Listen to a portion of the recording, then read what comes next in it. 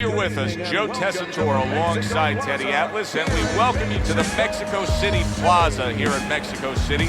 Our main event should be a good one tonight. 12 rounds in the heavyweight division between these two great warriors.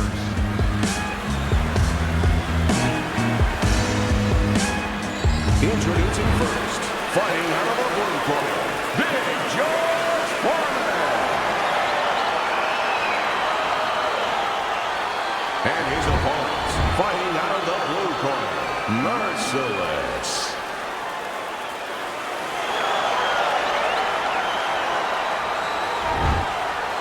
Okay, guys, we went over the rules in the dressing room. Let's touch gloves. Well, they've been waiting for this moment, and now they get it. Round one underway. Teddy, what do you look for early on when you're analyzing a fight of two power punchers facing off against each other that gives you a clue as to which way this is going? Who's doing the little things a little bit better? Who's using the jab? Who's controlling range? Hey, who's thinking better?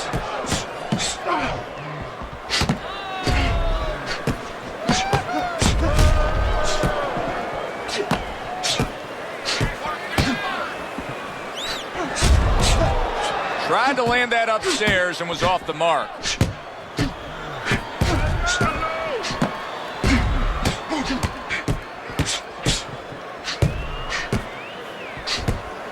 Throws a counter punch there. He had his eyes set on the uppercut, but was unable to land it.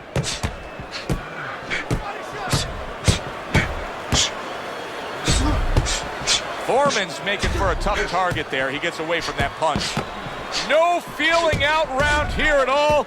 These two are slugging it in round number one. Reminds me of the fireworks display on the 4th of July, and the rockets just keep coming. Forman's defense did a good job there, able to avoid that punch. He missed with that headshot. 90 seconds to go here in this round.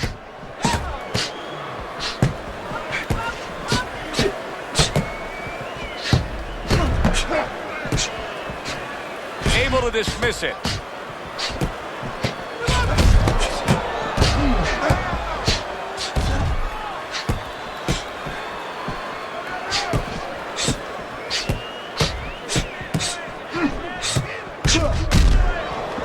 Well, there's an expectation of a spectacular ending anytime George Foreman is in the ring. Is that what you expect tonight, Teddy? Yeah, I do, on either end. Because George Foreman, as much as he can end the night, he can have a night ended possibly for him, because as dangerous as he is on the offensive end, that is how vulnerable he leaves himself sometimes on the defensive end. Gets rid of that effort.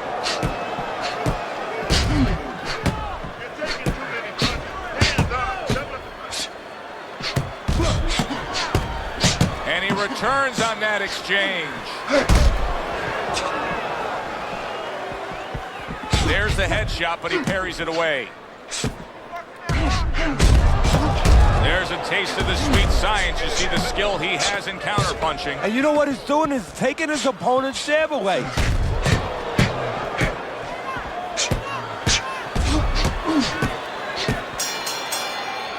End of the round here, a round that saw a lot of action, the kind of round that fans pay to be here to see. Well, these are TV-friendly fighters, and we figured that coming in. Able to show you his blocking ability. Unable to land that shot.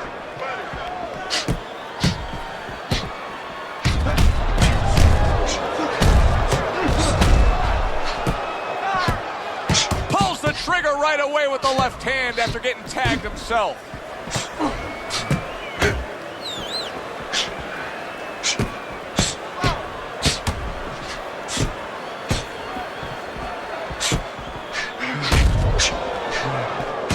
Gets rid of that body shot. There are different kinds of power punchers, Teddy. Some are sharp and accurate, some are thudding and impactful. Where does George Foreman lie on that scale? A bludgeoning type puncher, a guy that you have a headache for about a week. He hits you with such thudding punches that it starts to just break it down as time goes on. But either way, he intimidates you with the force of the punch, with the effect of the punch, and the knowledge that he's in front of you with that ability.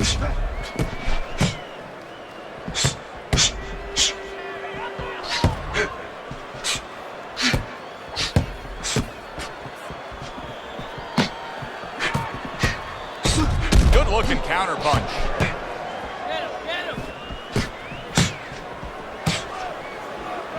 Halfway through round number 2.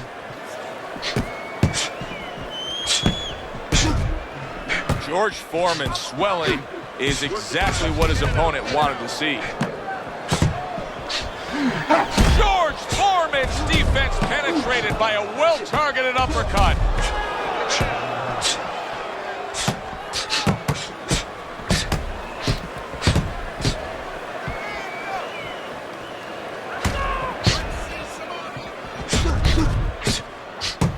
Well, he's got the attitude, something's got to stick. He fires off the combination, and they both do.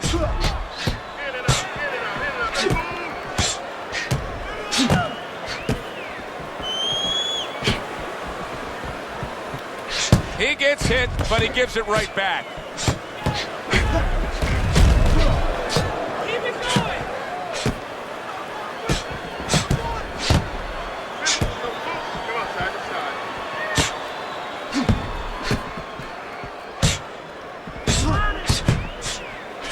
Tucks those elbows in, blocks the body shot.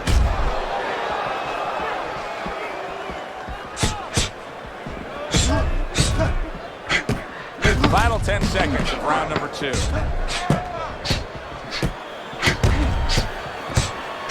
And now they're trading blows.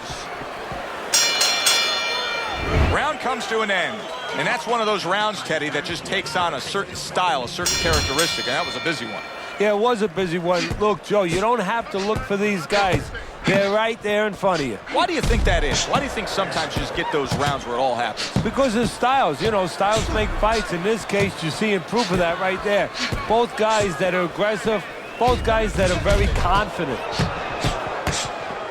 Good defensive skill.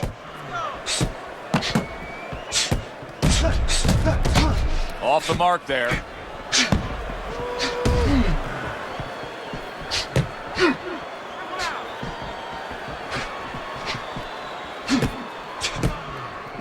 Off the mark. Good work with the combination, putting his punches together, and it's paying off. Yeah, it is paying off. You know, the first couple didn't get there, but he caught him on the back end. Teddy, do you think the sport needs a national or international governing body? Yeah, it's the only major sport, at least it used to be a major sport, that doesn't have that. And there's no unilateral control. And when there's no unilateral control across the board, well, you have too many spots that are weak for the sport, spots that do not serve the sport. Protecting his head well with his guard.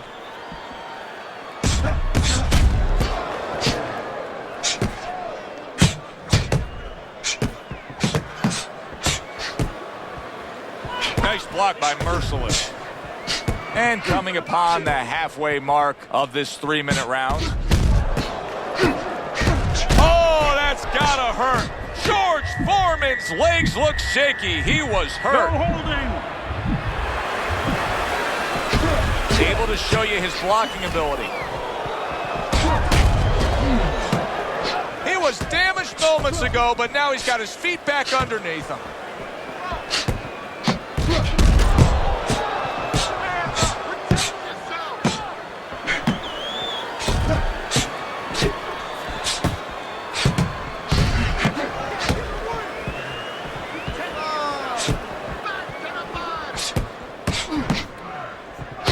Foreman dismisses that with a block.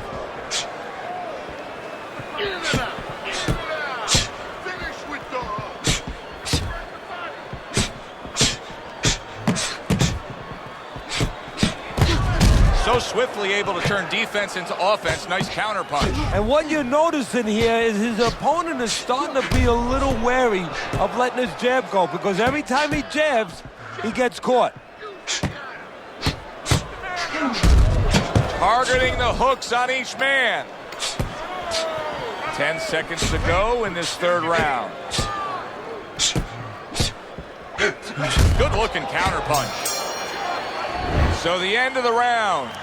And now a chance to put the pieces back together. He got stunned in that last round. Yeah, well, he has to get those birds out of his head right now. You know, open that cage up and let him fly out there. And the best way to do that is find out why he got stunned. What did he get hit with? Covers up nicely, gets rid of his opponent's body shot.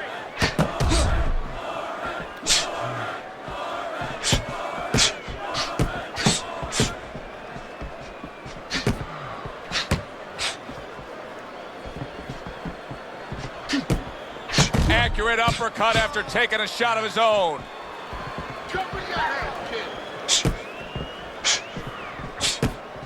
One of the most famous calls in all sports broadcasting is down goes Frazier. Down goes Frazier.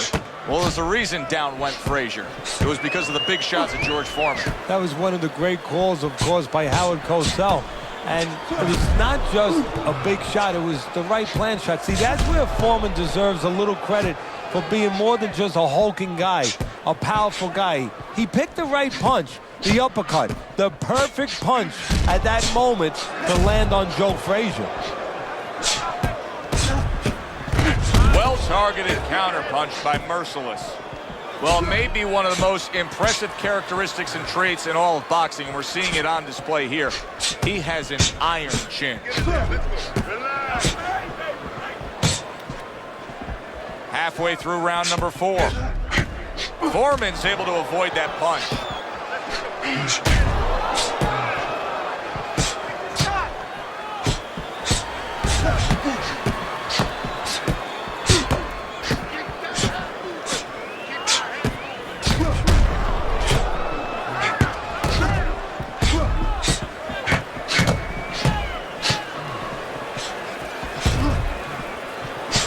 Worked out really well, throwing off the right hand after getting tagged like that.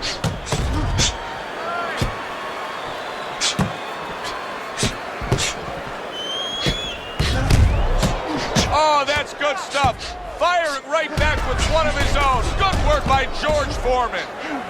Oh, George, holy cow.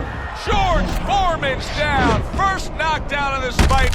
It's going to be interesting to see how he recovers here. 1,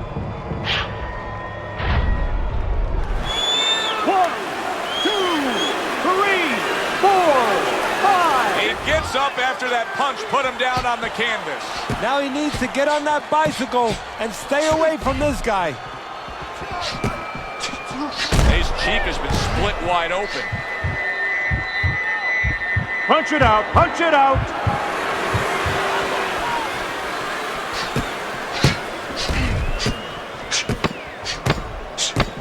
Able to get rid of that one.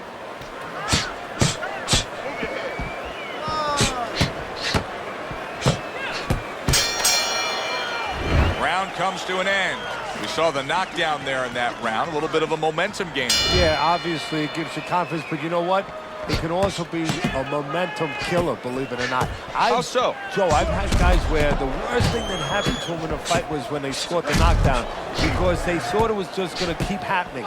And they thought about only the punch they landed, not how they set it up. So they got away from the game plan.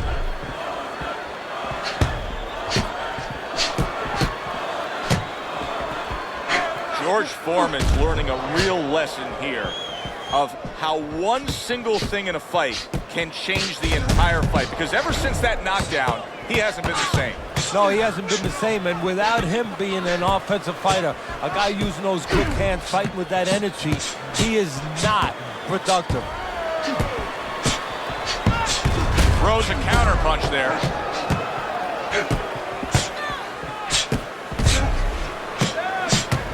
Well, his opponent is opening up and coming forward, so I would think there's some opportunities that exist. Yeah, I think some counter-punching opportunities. Opportunities not on the front end, but on the back end.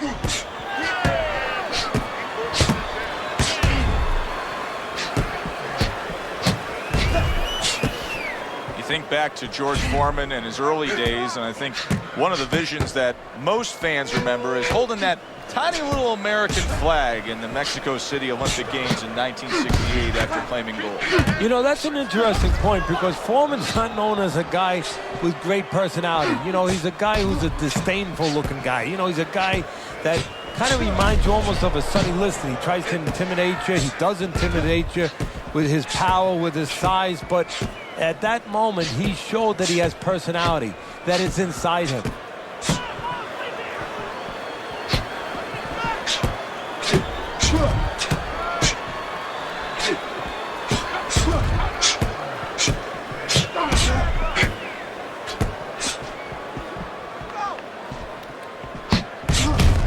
Takes one, but gives one. Good work by George Foreman.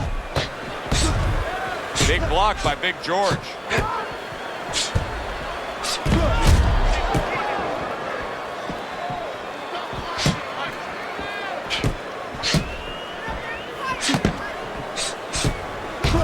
Teddy, this is one of those moments where you just wish you could pick up the phone and call up the world and say, tune in. Everybody should be watching this, right? I have a cell phone. I might do that right now. Start dialing.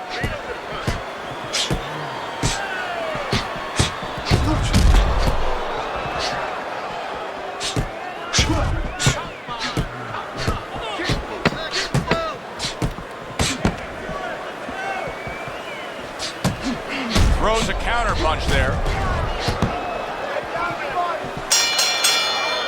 And this round comes to an end.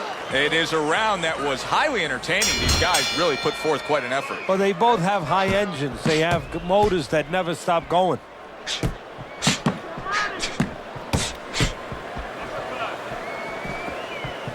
Big block by Big George.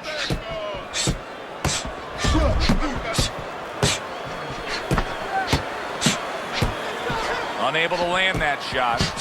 Great pace to this fight, Teddy. These guys are not coming out of fifth gear. Nobody's slowing down. No, they're fighting a 6th, 7th, and 8th gear. Oh! He is damaged badly there. He may hit the floor. Hey, no holding, no holding.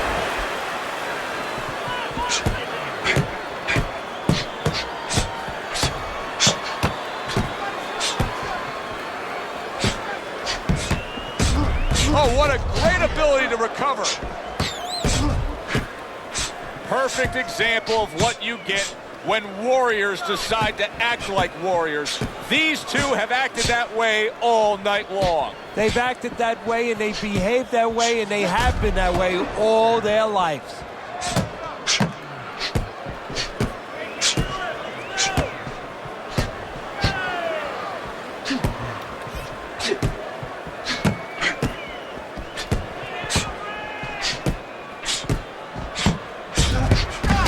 The counter.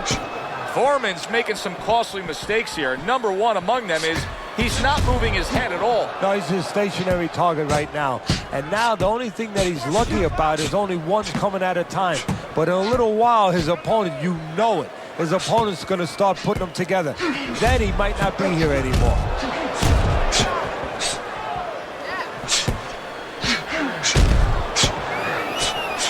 Tried to land that upstairs and was off the mark.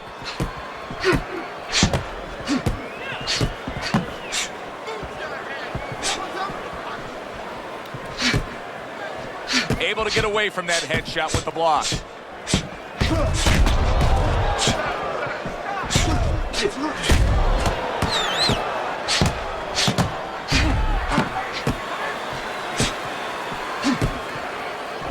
Parries that punch intended for the head.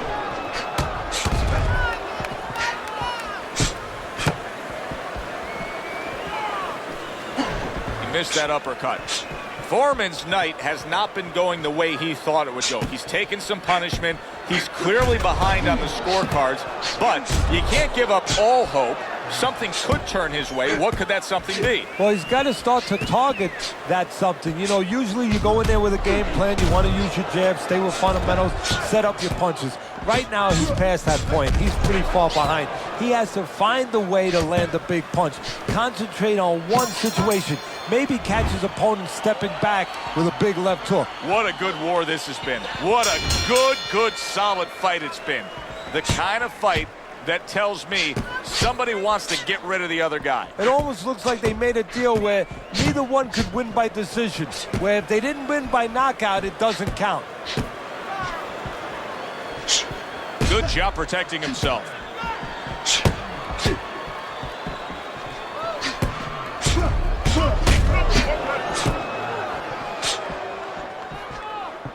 I don't want to criticize him too much, Teddy, because by going defensive here after being stunned, hey, this might be the right strategy to employ. As long as he doesn't stay with it too long. It's the right strategy to employ right now at this moment. But if you're going to win the fight, you have to find a way quickly down the road to get back to where you can score points and survive and be responsible defensively.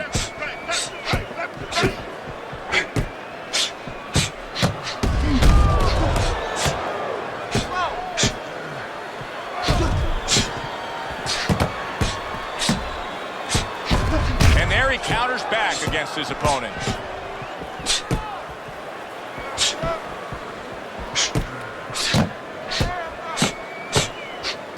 Good-looking counterpunch. Now there's some blood, but it's underneath the eye. It's on the cheek, so it's not going to impair his vision. The tactical game paying off. You can see the counterpunch. Yeah, you see the counterpunch, but you know what I see? I see a little tentativeness now in him because he's afraid to let anything go because when he misses, bang, it gets caught.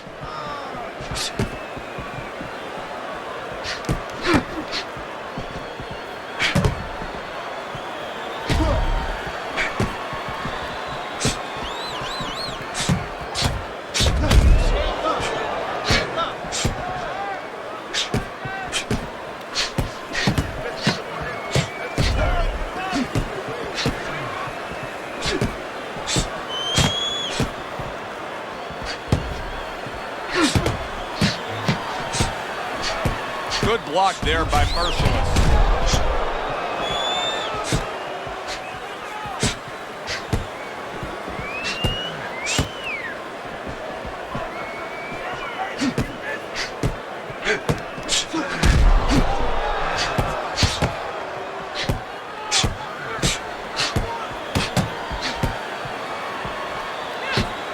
His opponent wanted the body. He wouldn't give it to him.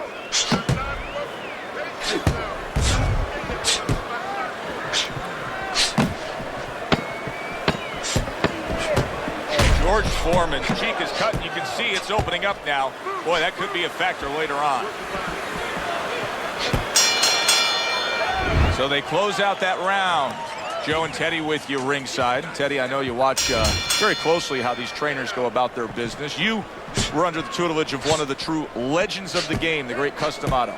Yeah, I mean, I was fortunate. Quite honestly, those opportunities, situations probably don't exist anymore because we've lost a lot of those, you know, really great trainers and managers that boxing was their whole life. I spent 7 years with Customato, and I learned the nuts and bolts from a physical, technical point of view of what's important to give to a fighter, but the psychological part. To understand the pressures that a fighter is under, the fears that a fighter deals with. And if you don't understand that, all the other things don't mean anything.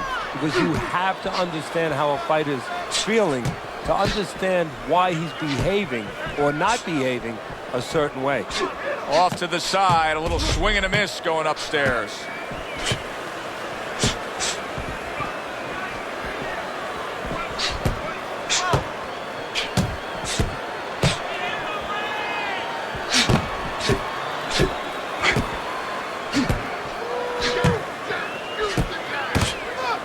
Good defense, just covering up down low.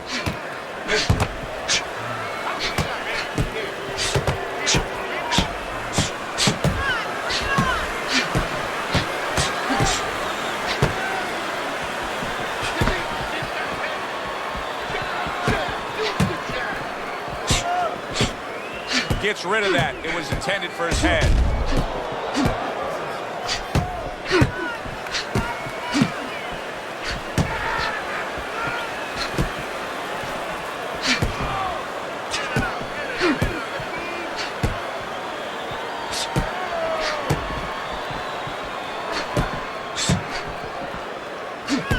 halfway through what is one of the best rounds you'll ever see. Just great action. No, it's unbelievable. I mean, if you love roller coasters, you go to an amusement park. If you want to see left hooks, right hands, every direction, great chins, great endurance, great heart, you come to this fight. You stay right here.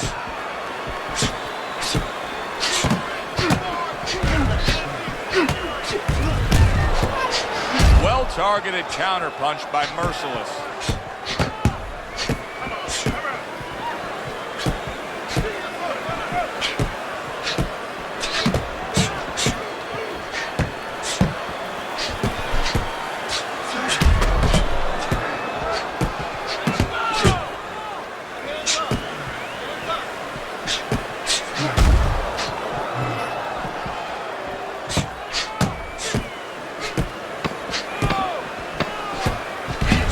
Very nice, smart counterpunch there. Yeah, that's beautiful. You make the guy miss, you make him pay.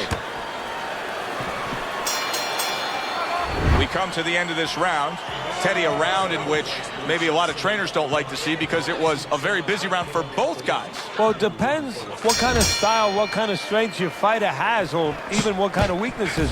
If I had a guy who likes to box, who likes to counterpunch, I want a guy coming at him. Not with a lot of TNT in his gloves, but coming forward where my guy is well suited, he can pick him off a little bit.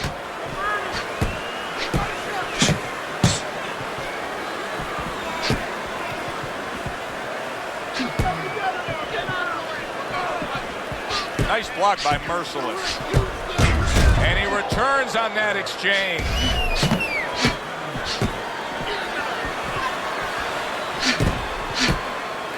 George Foreman's cut man is gonna need to be all over this side. The swelling seems to be getting worse. Well, it's kind of like being a gardener.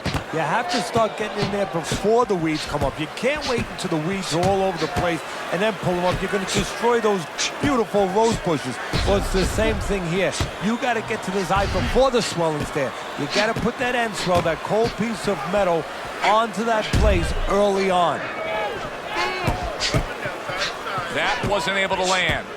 Foreman's got to be really careful there, Teddy. I mean, he's leaving himself wide open. And what's going to happen next? See, you know, he's leaving himself open. He hasn't paid for anything yet, but that will be coming before you know it.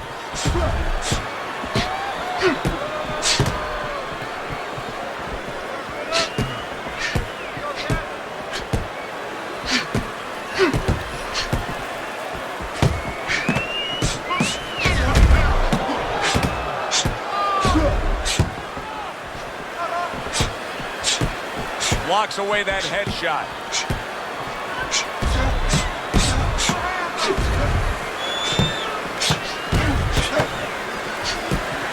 Able to cover up that gut.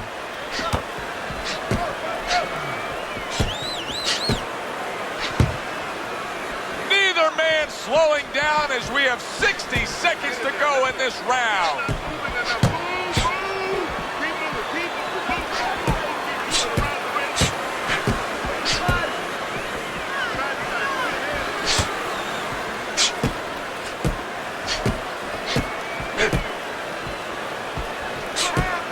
Foreman's movement helped out there. He avoided that punch.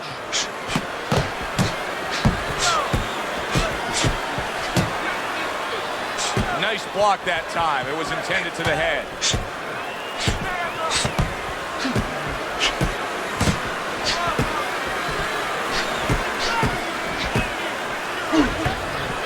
Gets rid of that. It was intended for his head.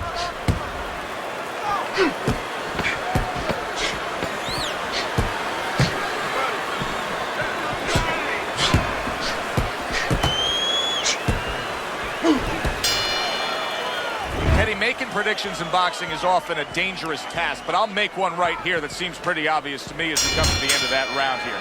This fight is going to be a brutal display as long as it lasts. It's kind of like going and watching that home run contest. Nobody's trying to hit singles or doubles. You know they're all going for the fences.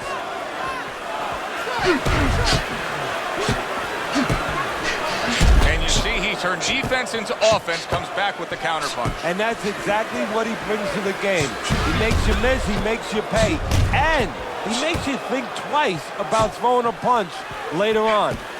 Wow, great action right from the start. Hey, I don't know that they can keep up this pace, but if they do, what a night we got ahead of them. Yeah, we're getting tired just watching this early part.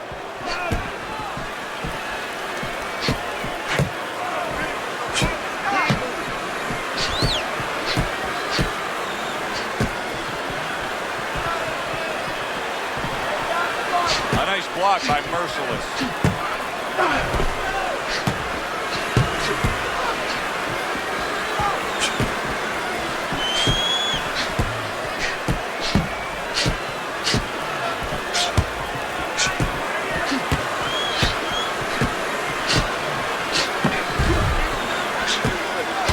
Формan dismisses that with a block.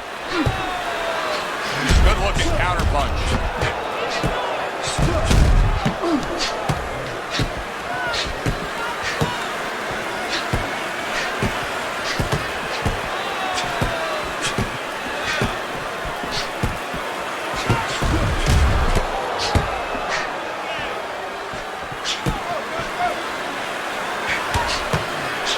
This is why we love the sport, Teddy. I mean, this is just back and forth action nonstop. Well, Joe, with special events have happened in history, you remember where you are. Right now, I'm going to remember where I was during this fight. I'm watching a special epic right in front of me. Glad to be here doing it, too. What a war this is.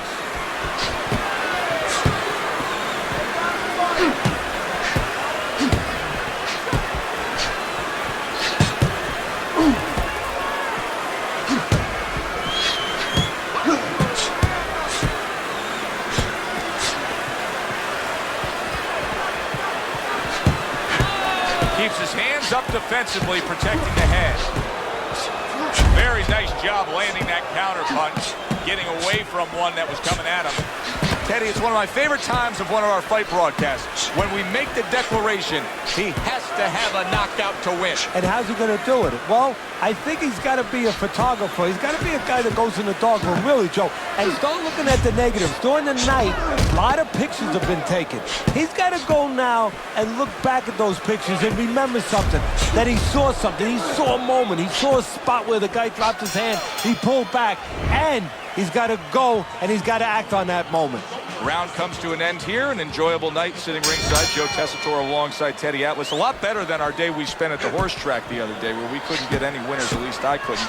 But we were talking about the fact that so many parallels to be made between boxing and light boxing and all these other sports we enjoy, like horse racing, of being well-conditioned and working your way up to this one singular moment. Yeah, well, the trainer obviously has to get the athlete. In this case, the athlete happens to be over 1,000 pounds, and that's a horse. You know, at peak condition, he has to look at a calendar just like a trainer does with a fighter, know when the race is, know when the fight is, and not get used up out on the track, or used up, of course, in the gym.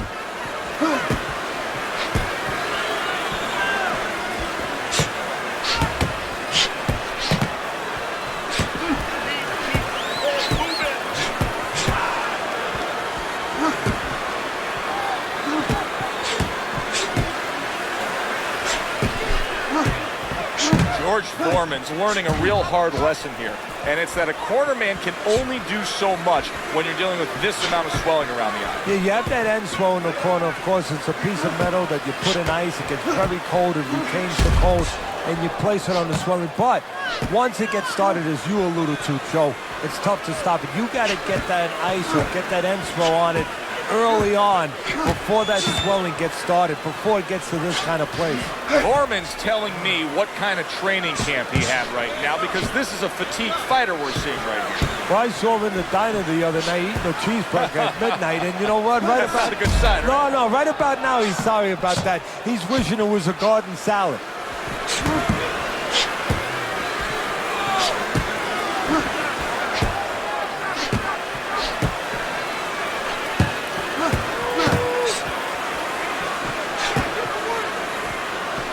Good block there by Merciless.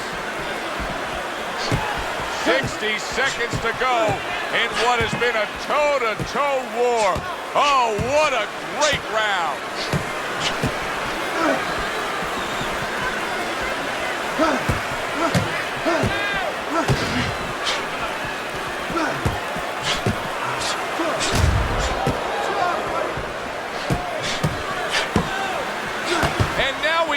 fight. He fires back a right hand of his own.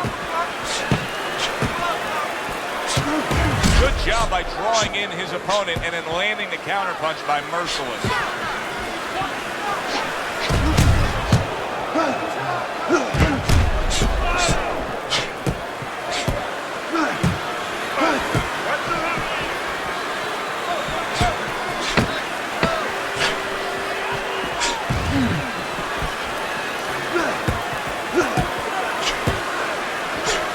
Tried the hook, didn't get it.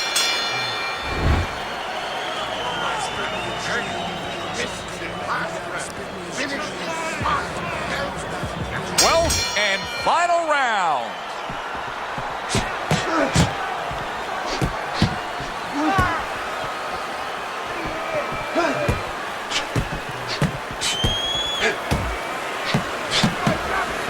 Big block by Big George. There it is! George Foreman's in a bad spot right now. He's been stunned. And you see he turned defense into offense, comes back with the counterpunch. And that's exactly what he brings to the game.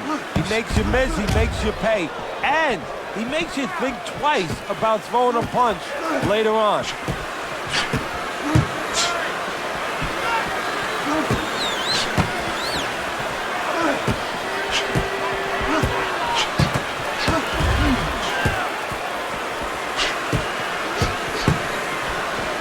That punch away.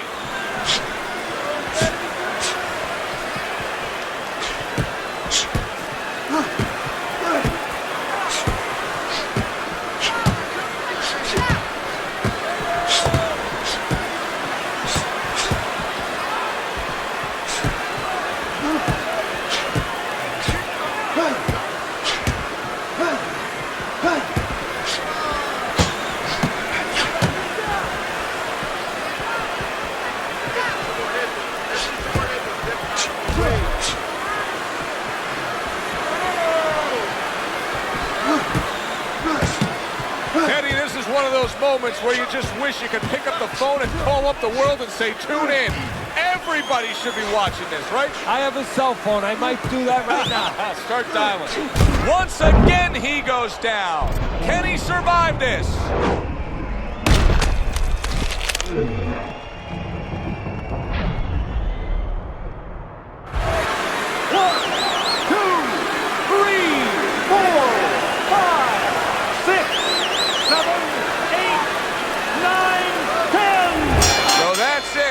Unable to rise up and beat the count, a knockout victory.